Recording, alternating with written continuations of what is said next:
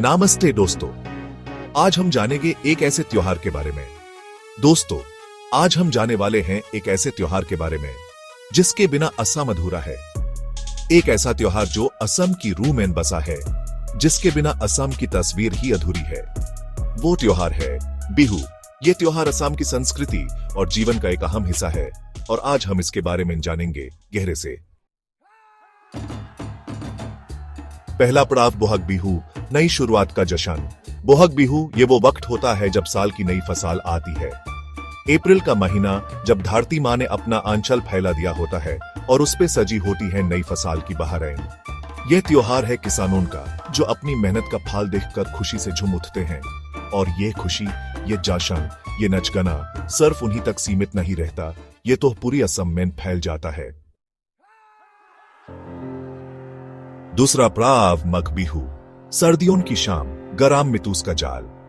मघ बिहू ये वो वक्त होता है जब सर्दियों की ठंडी हवाएं चल रही होती हैं और लोग अपने घरों में दूर दूर तक आग जलाकर बैठे होते हैं। यह त्योहार है मिल बैठने का, एक दूसरे के घर जाने का और गरम गरम पिठा और लारू खाने का। यह वो वक्त होता है जब पुराने साल को अलविदा कहकर नई उम्मीदों के साथ नई शुरुआत की जाती है।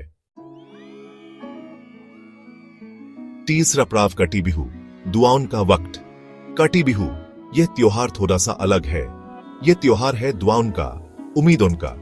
इस वक्त की फसल अभी छोटी होती है और किसान उसकी हिफाजत के लिए, अच्छी फसल के लिए दुआ करते हैं। यह त्योहार हमें याद दिलाता है कि जिंदगी में हर चीज एकदम से नहीं मिलती, उसके लिए सब्र और मेहनत की जरूरत होती है। और यही तो है बिहू।